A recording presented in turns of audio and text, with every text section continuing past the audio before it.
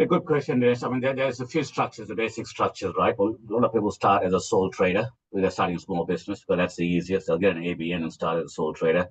And then once they're getting a bit bigger, we then typically would move them into a trust structure or a company structure, mainly with businesses where you're dealing with employees, you're dealing with creditors, you're dealing with banks. We recommend a company structure because you've got separate legal liability so that you're not personally liable. So one of the key considerations is protecting the directors from liability and so on. So by putting it into a company, and now Australia has the 25% tax rates for companies under 50 million.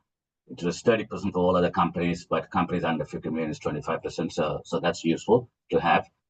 And then also from a capital gains tax perspective, it's about one is we have the regime where if you run your business for more than a year, just like if you own a property and you sell a property after owning it for a year, you get a 50% discount on your shares. So let's say you set up a company today and you sell it, 4 or 5 years for $10 million, you get a 50% discount, right? So you pay tax only on 5 million, which is good, right? So the other thing that's been introduced is, I don't know whether a lot of the viewers know, is this what they call the small business CGT concessions.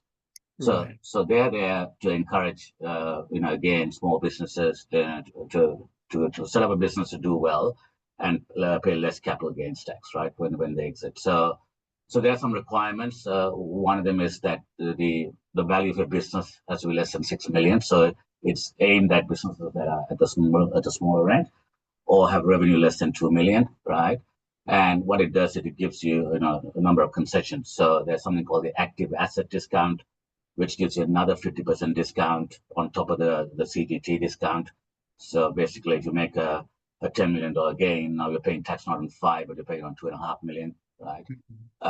There's also what they call the retirement exemption. So if you run a business, you're selling it, and you're retiring, you can contribute $500,000 into superannuation and claim that as a tax reduction.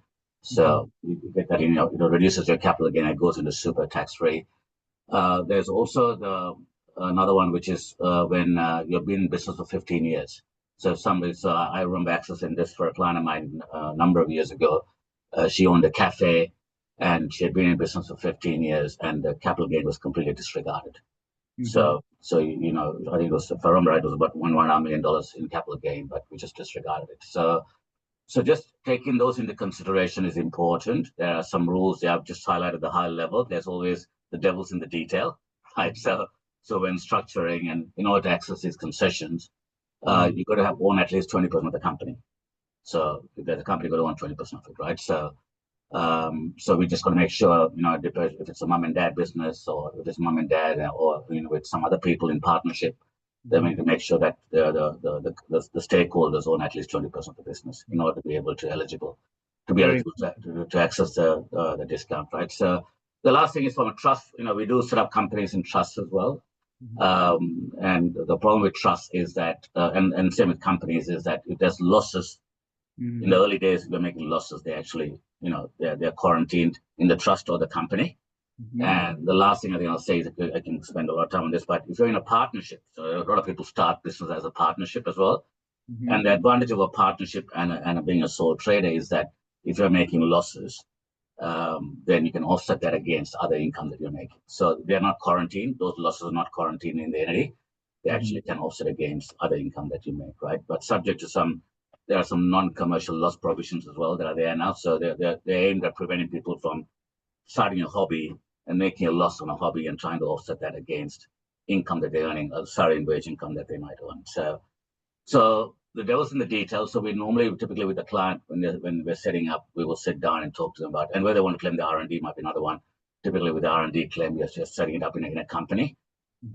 Again, from a risk perspective, right? So we will sit down and understand the profile of the client. What do they want to achieve? What's the strategy, so the short-term strategy and long-term strategy, and then come up with the appropriate structure depending on the stakeholders and so on, the various parties that are involved.